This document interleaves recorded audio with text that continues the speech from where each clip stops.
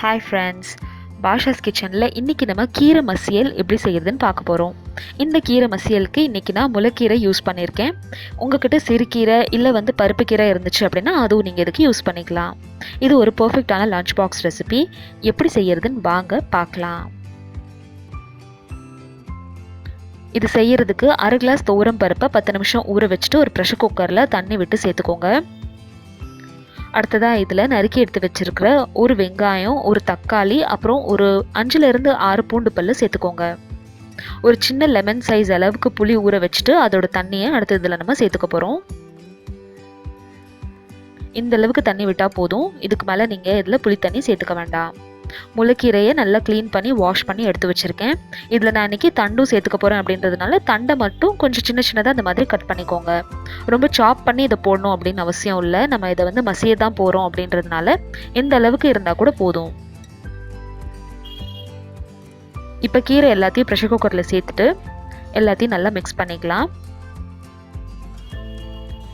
புளியோட அளவு நிறையா இருக்காமல் பார்த்துக்கோங்க. புளி ஜாஸ்தி ஆயிடுச்சுன்னா கீரை மசியல் நம்மளுக்கு ரொம்ப புளிப்பாயிரும். அதனால கொஞ்சமாக ஃபஸ்ட்டு புளி தண்ணி சேர்த்துட்டு டேஸ்ட்டுக்கு ஏற்றாப்புல அதுக்கப்புறம் மறுபடியும் சேர்த்துக்கலாம். இப்போ இதில் தேவையான அளவு உப்பு சேர்த்துக்கோங்க. ஒரு 1/2 டீஸ்பூன் ஜீரகம், 1/4 டீஸ்பூன் மிளகு சேர்த்துட்டு எல்லாத்தையும் நல்லா மறுபடியும் மிக்ஸ் பண்ணிக்கோங்க. இந்த அளவுக்கு இதில் தண்ணி இருந்துச்சுன்னா போதும். இதுக்கு மேலே இதில் நம்ம தண்ணி ஊற்ற வேண்டாம். கீரை வேகும் போது நம்மளுக்கு கொஞ்சம் இன்னும் தண்ணி விடும்.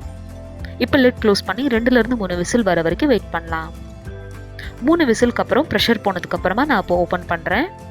இப்போ ஒரு மத்து வச்சு இது நல்லா அந்த மாதிரி இந்த வெதுவெதுப்பான சூடுலேயே கடைஞ்சிருங்க. உங்கள்கிட்ட கீரை கடையிற சட்டி இருக்குது அப்படின்னா அதில் போட்டு நீங்கள் இதை கடைஞ்சிக்கலாம்.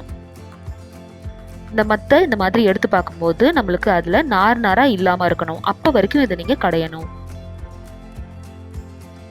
இப்போ கீரை கடைஞ்சாச்சு. அடுத்து நம்ம இதுக்கு தேவையான தாளிப்பு தாளிச்சிடலாம்.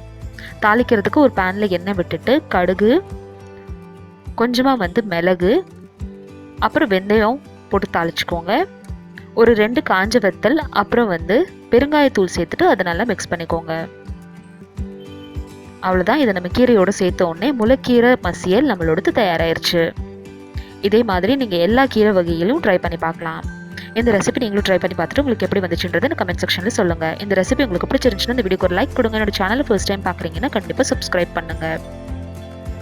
இந்த முளைக்கீரை மசியலுக்கு இன்றைக்கி நான் மிளகு அப்பளம் செஞ்சுருக்கேன். இதுக்கு பதிலாக நீங்கள் உருளைக்கிழங்கு சிப்ஸு இல்லை கோபி ஃப்ரையும் ப்ரிப்பேர் பண்ணி கொடுக்கலாம். கோபி ஃப்ரை ரெசிபி உங்களுக்கு எப்படி செய்யணுன்றது வேணும்னா கீழே டிஸ்கிரிப்ஷன் பாக்ஸில் லிங்க் பார்க்கலாம். தேங்க்யூ ஸோ மச் ஃபார் வாட்சிங். பாய்.